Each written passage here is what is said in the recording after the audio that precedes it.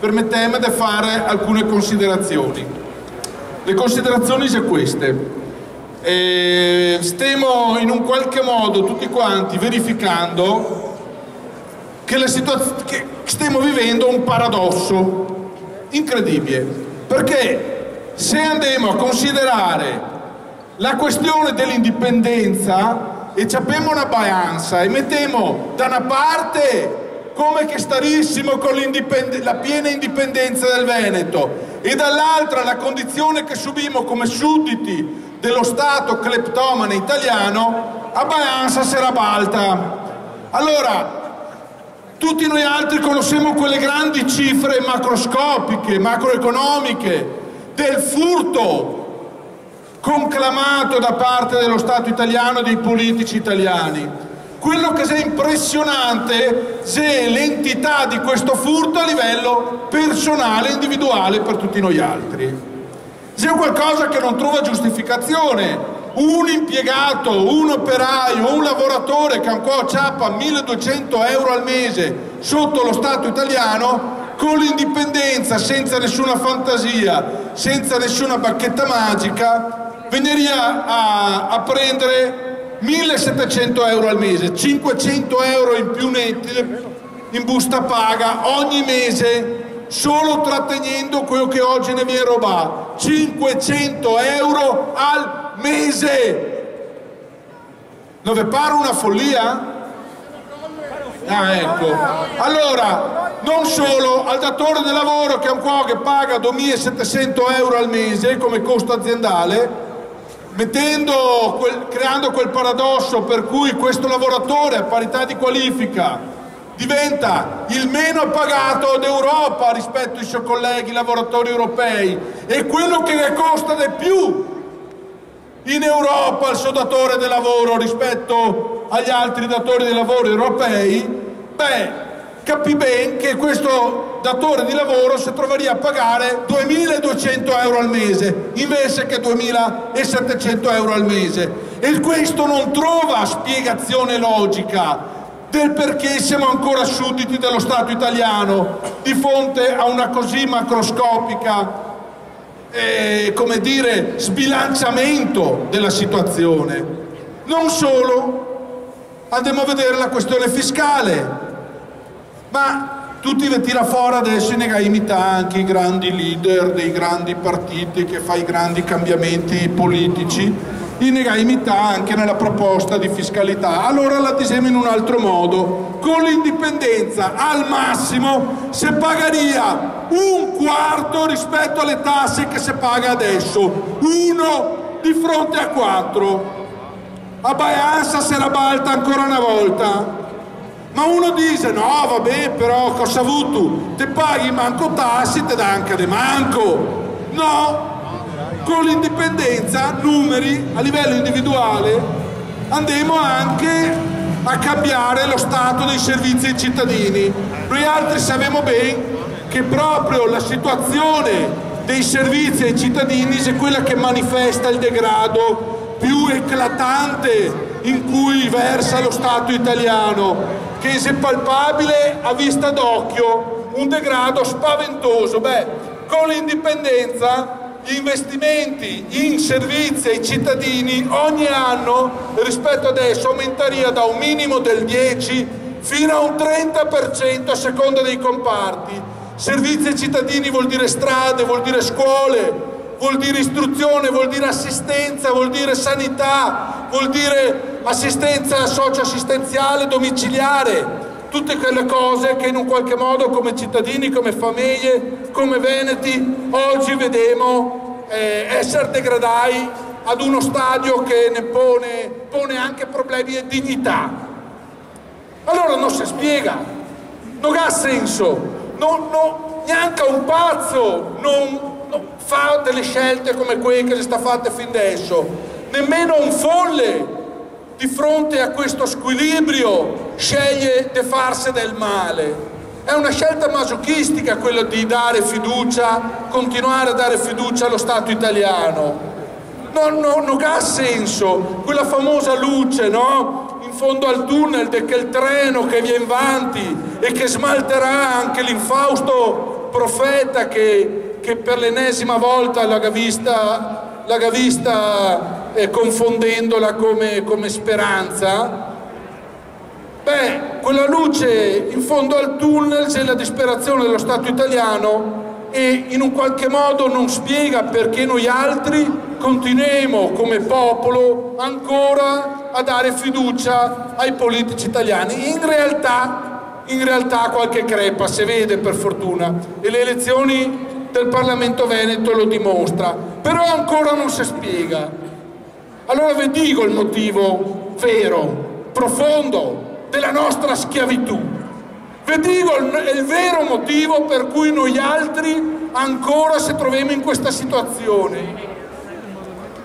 Noi altri veneti, noi altri cittadini veneti, noi altri popolo veneto siamo ammalati, siamo drogati, tossicodipendenti, drogati di informazione falsa e tendenziosa messa in atto dall'unico sistema informativo e mediatico che gli organi di informazione internazionali preposti a monitorare lo stato di libertà di stampa classifica come organi di uno Stato con una stampa non libera. Questo è qualcosa di scandaloso, ma anche che spiega la nostra situazione. Ma perché allora noi altri veneti se facciamo maltrattare così? Semplice, perché durante il giorno ne riempie di cloroformio informativo dalla mattina alla sera attraverso la televisione. E questo mi vardello, capisco, scusate se vi dico un piccolo aneddoto personale, perché mia mamma ogni tanto mi chiama a lavoro, adesso sarà di guardarne via streaming anche ea, però mi chiama a lavoro e mi dice: Gianluca, che c'è un problema grave. Mamma mia, che problema che sarà mai? E stato bene, che c'è problemi di salute? No, te ga da venire a casa, non va alla televisione. Allora mi tocca ciappare da lavoro, andare a casa e sistemare i canali della cucina, del salotto, della camera da letto, perché in questa situazione siamo ciappai, che le persone, in particolar modo quelle anziane, quelle più deboli, si trova ad essere completamente annichilite da questo potere mediatico informativo. Perché? Perché questo avviene? E in particolar modo avviene col furto dei nostri soldi? Semplice, perché di giorno ne addormenta, ne riempie di cloroformio, perché di notte una banda di criminali in giacca e cravatta entra nelle nostre case e ne deruba dell'80% di quello che noi altri durante il giorno avevamo creato. Questi signori sono i politici italiani, questi signori sono i burocrati italiani, questi signori sono l'intelligenza dello Stato italiano, che ogni notte ne deruba del frutto del nostro lavoro. Ma noi altri non se ne accorgiamo, perché in un qualche modo siamo addormentati, e quindi ci facciamo sottrarre il portafoglio. Ed è ogni 10 euro che noi altri che avevamo creato durante il giorno, 8 ne viene rubai dallo Stato italiano. Adesso si capisce perché noi altri facciamo delle scelte masochistiche. Allora, quando che siamo malai, quando che in un qualche modo noi altri se troviamo ad affrontare una situazione di questo tipo, dovremo affidarsi al dottore. Se siamo ammalati dobbiamo andare dal dottore. Il dottore sono gli organi di informazione internazionali che nel corso di questo anno ha dato testimonianza della volontà di indipendenza dei cittadini veneti, volontà plebiscitaria, e che ha accreditato plebiscito.eu come l'organizzazione che interpreta il nuovo corso di indipendenza del Veneto, moderno, efficiente, con un progetto, l'unica organizzazione che ha un progetto per il nostro futuro, un progetto a 10, 15, 25, 30 anni, per un motivo semplice: voi altri dovete sapere che nel mondo gli ha dipinto do grandi strisce colorate, che dall'Asia arriva all'Europa, e che par terra e par mar e si incontra a San Marco, a Venezia. Queste vie sono le nuove vie della seta, dove passerà merci, civiltà, prodotti, vita. Queste nuove vie di comunicazione che si stai presentando dalle potenze del mondo, lo scorso novembre 2014, con l'approvazione delle grandi potenze del mondo, la Russia, la Cina e gli Stati Uniti d'America, vedrà il nuovo equilibrio geopolitico, e questo nuovo equilibrio vede Venezia e il Veneto al centro del mondo, vede Venezia e il Veneto tornare ad essere baricentro del mondo, snodo logistico nevralgico. Noi altri stiamo mettendo in piedi il piano operativo e strategico per preparare la nostra terra a intercettare questo cambiamento epocale. Questa notizia che avrebbe dovuto riempire i giornali, i telegiornali della nostra terra, e invece silenzio. Queste vie di comunicazione si sta a stimare valere 21,3 triliardi di dollari, 21,3 migliaia di miliardi di dollari, e si sta a ribattezzare il nuovo piano Marshall. Praticamente trasforma la nostra terra in quello che sempre sta nella storia, una terra di opportunità e un triangolo dalla vocazione strategica e logistica globale. Allora noi altri di questo siamo consapevoli, così come siamo consapevoli di un'altra cosa, e qua vado verso la conclusione, che la casta politica italiana e i sosservi veneti, i soschiavi servi veneti che regge il sacco durante il furto delle nostre risorse quotidiane, il crimine più grande che fa non è quello di rubarne dei nostri schei, no, quello è un crimine infame che ne sta portando alla disperazione e alla miseria. Ma la cosa che proprio non possiamo perdonare, che rivela la volontà criminogena di questo Stato, c'è un'altra.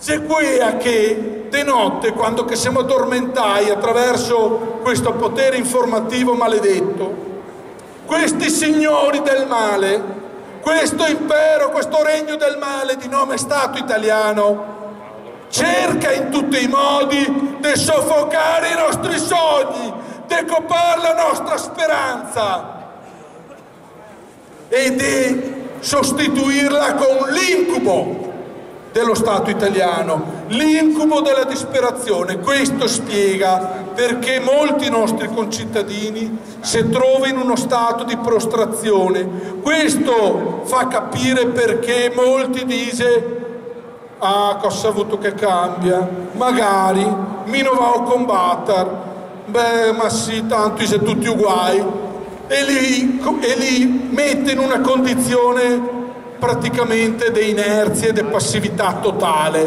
Dobbiamo scaturirli, perché verdè noi altri siamo come gli schiavi d'Egitto che sei in cammino verso la terra promessa, solo che la nostra terra promessa è qua.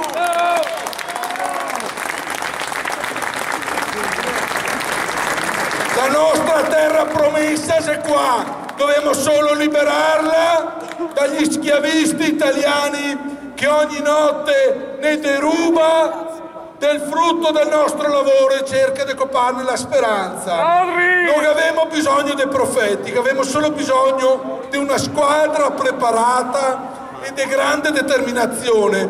Gli Aronne, ise qua, ise stai eletti, e da oggi va a formare il Parlamento provvisorio della Repubblica Veneta. Questo siamo, il nostro popolo addormentato lo sveglieremo, il nostro popolo disperato che ha dimostrato la sua volontà di ribellarsi, e noi altri siamo lo strumento di liberazione del Veneto, siamo lo strumento di indipendenza pacifica e democratica, siamo l'espressione di un'azione civica innovativa che ne porterà ad essere nuovamente faro di civiltà ed esempio per il mondo, come lo siamo sempre stati nella nostra gloriosa storia.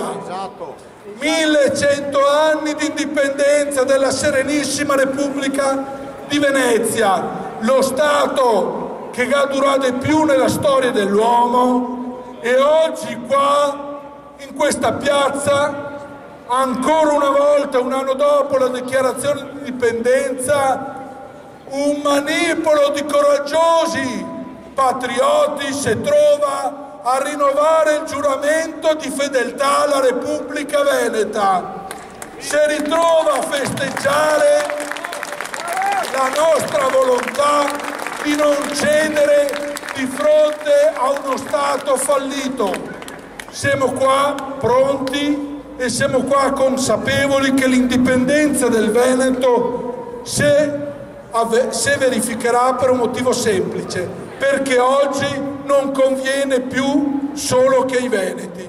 L'indipendenza del Veneto conviene anche agli italiani, conviene anche all'Europa, perché grazie al surplus finanziario dei 20-40 miliardi di euro che ogni anno i veneti cavarà con la sua piena indipendenza, noi altri saremo anche in grado di pagarsi il riscatto della libertà e di salvare anche il sistema economico europeo che oggi si è minacciato alla bomba d'orologeria del nome Italia. Un altro punto importante, perché bisogna affrontarlo. In molti si domanda perché, che senso ha, dopo aver eletto il Parlamento provvisorio della Repubblica Veneta, anche affrontare o pensare, per una parte di noi altri, anche le elezioni regionali. Il motivo è presto detto: le urne le mette e tanti cittadini ancora va a votare. Tutti noi altri speriamo che sia meno rispetto a quelli che si andava a votare il Parlamento provvisorio della Repubblica Veneta, però non potremo neanche nascondersi il fatto che questi signori agissero da rappresentanti nostri, da rappresentanti del popolo veneto, e nel farlo tradiscono, reggono il sacco ai lestofanti. Qualcuno di loro è pienamente lestofante, più di qualcuno di ori, e quindi bisogna interrompere questo. L'obiettivo da un punto di vista politico è semplice: è chiedere il mandato ai cittadini veneti per far sì di interrompere la funzione istituzionale italiana del Consiglio regionale e convocare un'assise plenaria del Consiglio regionale e del Parlamento provvisorio della Repubblica Veneta affinché solennemente confermi la dichiarazione di indipendenza del Veneto che avevamo proclamato da questa piazza un anno fa. Mi credo che con i numeri, la forza, l'espressione di democrazia che avevamo dimostrato, questo sia un qualcosa che ne veda forti. Sono consapevole che da questo punto di vista ha anche una visione diversa da parte di molti, perché giustamente si è vista come un'istituzione italiana, però è un'istituzione italiana che va spenta. Se c'è un fuoco che ancora si è acceso, noi altri abbiamo il dovere di spegnerlo, questo è il concetto. In questo senso l'impegno che dovremo portare avanti nelle prossime settimane c'è ancora tanto, c'è enorme, però c'è anche un impegno che deve vederne consapevoli che siamo l'autentica porta aperta per la libertà. Noi altri, da questo punto di vista, che avete visto il silenzio Il silenzio spaventoso degli organi di informazione dimostra il terrore che i partiti ha del popolo veneto che si va a svegliare. Dimostra il terrore che i partiti ha di una forza, di un movimento che dal basso che ha saputo creare una condizione inaspettata, che ha saputo creare una nuova speranza, che ha saputo darsi forma, struttura, piani, strategia e espressione di una visione che altrove è assente totalmente e che noi altri oggi siamo chiamati anche a concretizzare con l'appuntamento che vi sarà, anche se non si capisce ben quando, perché si è così terrorizzati che continua a spostare in là la data delle regionali. Adesso li portava a pare il 7 di giugno, già era partita il 17 maggio, dopo si andai il detto il 24, no, dopo il 10, dopo il 31, adesso pararia il 7, quindi magari se aspetta un altro fiammico dito, ma neanche tanto scherzando, facciamo in tempo a fare le elezioni cantonali della Repubblica Veneta e dare il via alle strutture civiche di rappresentanza del territorio della nostra federazione, perché ricordiamoci che comunque la Repubblica Veneta è federale. Allora, questo è il senso. Noi altri sappiamo che altrove appunto che sarà una grande visibilità mediatica, la vediamo in questi giorni, noi altri avemo la visibilità nel cuore del popolo, abbiamo saputo riscaldare e accendere questa fiammella, e il compito di tutti noi è quello di tenerla alta, viva e forte, sapendo che il mondo guarda a noi altri. In questo senso è giusto sapere che sabato prossimo, 28 marzo, si terrà una cerimonia, non so se prima che ve ne ho parlato, ma magari qualche parola più dettagliata merita, una cerimonia importante con la presenza di osservatori internazionali da tante nazioni del mondo, osservatori che viene dagli Stati Uniti, dalla Russia, dalla Moldova, dalla Georgia, dalla Siria, dalla Repubblica Ceca e da tanti altri paesi. Venirà a firmare l'atto finale, il final report, in una cerimonia che si terrà di fronte alla stampa e di fronte, diciamo, a un pubblico di ambasciatori, se vogliamo, e che sancirà l'atto formale e definitivo di certificazione politica internazionale sul referendum di indipendenza del Veneto del 16-21 marzo 2014.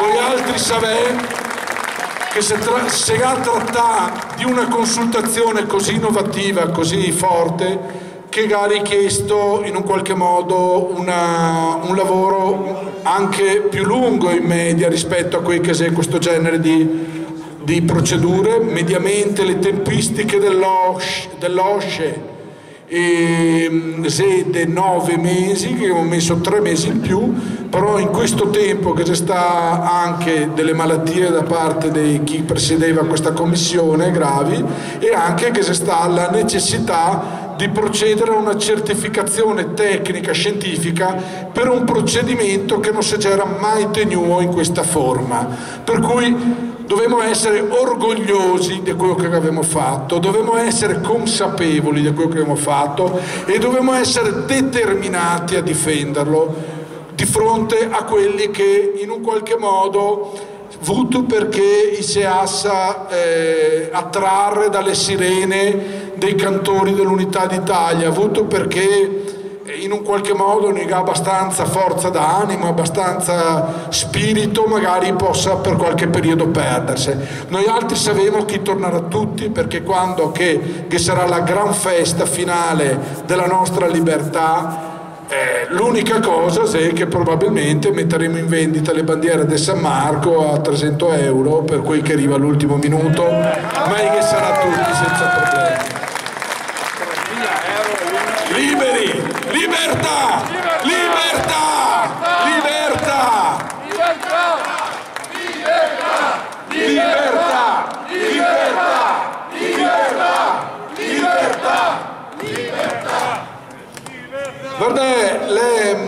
C'è un altro aspetto importante. Prima vi parlavo dei nostri occhi ammalati dall'informazione, vi voglio aggiungere un altro particolare che qualcuno magari potrà aver sentito in qualche serata, ma se è giusto dirlo anche stasera. Due mesi fa un grande pensatore moderno, pensai che si sta classificata da Forbes essere tra le 75 persone più influenti del mondo, uno studioso indiano-americano, Parag Khanna, che oggi vive a Singapore, e che ha rilasciato un'intervista a European, un'importante rivista internazionale, una delle più importanti, e questo signore ha detto un qualcosa che a me stesso mi ha fatto venire i penotti, perché non avevo mai pensato. Sto signore che ha detto, guardate, che sta avvenendo qualcosa di strano nel mondo, sta avvenendo che il potere si sta frammentando, i vecchi stati ottocenteschi non regge più le sfide della modernità, della globalizzazione, e quindi in un qualche modo sta avendo un fenomeno di frammentazione del potere di fronte a nuovi fenomeni, nuove realtà. In questo senso Parag Khan dice: la cosa che mi studiai con Otax è che c'è dei movimenti, delle forze, delle organizzazioni che sei più avanti delle altre, che sei più innovative, che ha l'orologio, come dire, della storia perfettamente sincronizzato col presente, che sei più innovative anche dal punto di vista tecnologico. Queste forze sono i movimenti indipendentisti d'Europa e del mondo, che sta disegnando delle nuove mappe geografiche del mondo. Dice Parag Khan un qualcosa di straordinario, perché sfata dei miti. Io dice che noi altri in un qualche modo siamo gli anticipatori e quei che sta indicando la strada e accompagnando l'umanità verso un'evoluzione, verso una nuova forma di civiltà globale interconnessa. Da questo punto di vista è sconvolgente sta cosa, perché fa a pugni con qualcosa che mi stesso cercavo di confutare, detto dagli intellettuali italiani, gli intellettuali del regime, quelli che vede in televisione, che scrive sui giornali e che parla spesso, anzi mai esattamente noi altri, perché non ne cita mai per nome, però intende, si rivolge, diciamo, sempre senza mai chiamarmi per nome, alla cosiddetta galassia autonomista, agli nostalgici, a quei cosa che è scritto, i velleitari, inconcludenti, autonomisti, a queste forme. E ho rigadito che siamo addirittura l'espressione del mal de panza del Veneto. Sì, perché mal de panza? Perché ho detto che se la chiama crisi, un qualcosa di così etereo, non definito.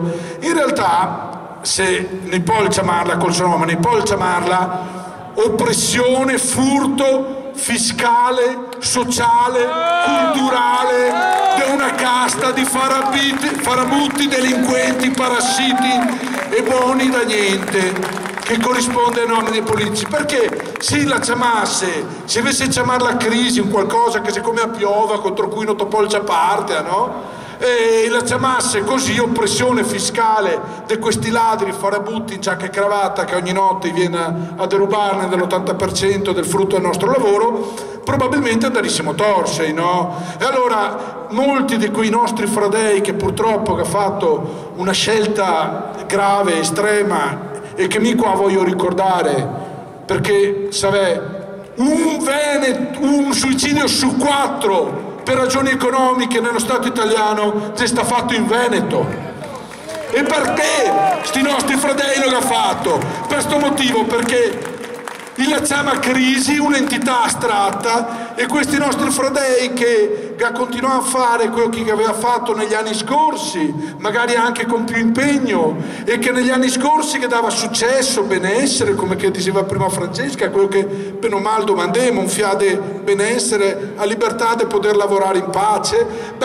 Adesso, continuando a fare quello che prima che dava benessere non arriva più, anzi arriva a miseria, i conti non torna. Sti nostri fradei ha imputato a se stessi le responsabilità di questo insuccesso, e invece ha sbagliato, perché i responsabili c'erano proprio questi questa casta dei parassiti, di delinquenti, di farabutti, di ladri. Allora, cosa succede? Succede che noi altri, dice questi signori, questi intellettuali, che siamo l'espressione di sto mal de panza, mal di pancisti, passatisti, nostalgici, eternamente rivolti in adorazione di un passato glorioso che non tornerà mai più, scrive. E dice, insomma, che il nostro reoio è in ritardo rispetto alla storia. E dice che noi altri siamo in antitesi alla globalizzazione. Ma allora, se para canna, sto qua che sei un consulente strategico dei più importanti governi, della Casa Bianca, dei più importanti generali, de Bono Vox, anche degli artisti, delle celebrità di tutto il mondo, chi lo paga perché e gli spiega come che sta andando il mondo? Se sto signore qua, e dice invece che noi altri siamo quelli che sei più avanti al mondo per azione politica, per coraggio, e in questa intervista cita 2 volte plebiscito.eu per aver organizzato il referendum di indipendenza del Veneto dell'anno scorso, che anche attraverso il modo in cui il Segà attuale a dimostrare la superiorità rispetto al dinosauro dello Stato italiano, superiorità tecnologica, e anche perché nella dichiarazione di indipendenza abbiamo detto una frase sintetica che per ogni 8 euro che noi altri diamo allo Stato italiano, sto qua ne restituissi 5, questo non è un affare con tutta evidenza. Se uno ti dà 8 euro, sto qua ti dà merce per 5, te la frega, insomma. Beh, non è intanto sta frase che io dico è grande, ma quanto il fatto che per arrivare a dirla che avevamo usato strumenti di analisi macroeconomica e molto avanzati, strumenti di analisi dati strutturati molto avanzati e tali da porre in una condizione di vantaggio competitivo rispetto allo Stato italiano. Allora, se sto signore dice che noi altri siamo i più avanti, ma allora gli intellettuali dei regimi italiani, sti servi o sti poretti, insomma, che scrive sui giornali in questo modo riferendosi a noi altri, forse ho capito, noi parlava di noi altri, c'era di guardarsi a specchio, c'era di parlare dei ori, qui parlava dei nostalgici, dei passatisti, dei veleitari, degli inconcludenti, di quei che si è eternamente rivolti in adorazione a un passato che non potrà mai più tornare. Sei i cantori dell'unità dello Stato italiano, che sei in antitesi alla globalizzazione, c'è l'ori quindi che ha perso, perché se noi altri siamo qui più avanti, se noi altri stiamo mostrando la strada verso cui andare, allora è altrettanto vero che i nostri avversari, questa casta di parassiti e di farabutti, pol solo che venirne drio, pol solo che cercare di creare al massimo dei surrogati per cercare di metterne i bastoni tra le ruote. Ma il popolo veneto non è stupido, il popolo veneto si è mosso, il popolo veneto ha cominciato a capire e ha cominciato a capire anche il mondo intero. 4 settimane fa il Telegraph e il Financial Times che ha scritto: il Veneto conquisterà la propria indipendenza perché gli conviene, e non esiste popolo al mondo che non faccia quello che è nel suo interesse. Voi altri capite che gli osservatori internazionali stanno guardando con molta attenzione a quello che succede qua in Veneto. E allora, così come che suona sto orologio e batte l'ora di questa serata di festa e di rinnovo del giuramento di fedeltà alla Repubblica Veneta, così altrettanto mi domando e domando a tutti voi altri di essere forti, di essere uniti e soprattutto di essere consapevoli che non ne è per nessuno. Quello che abbiamo fatto dal niente e in pochissimo tempo c'è l'espressione di una forza e di una superiorità civica, democratica, culturale, filosofica e politica che ne porterà senz'altro alla vittoria. Grazie e viva la Repubblica Veneta, e viva il Parlamento provvisorio della Repubblica Veneta, e viva tutti voi altri. Fariciamoci perché c'è tanto lavoro da fare ma sappiamo nel nostro cuore che ne muove la forza della libertà, ne muove la forza della speranza, ne muove la consapevolezza che il popolo è con noi altri e che lui vede l'ora che tracciamo il percorso per la libertà. Grazie, grazie a tutti e viva! Siamo forti, viva San Marco!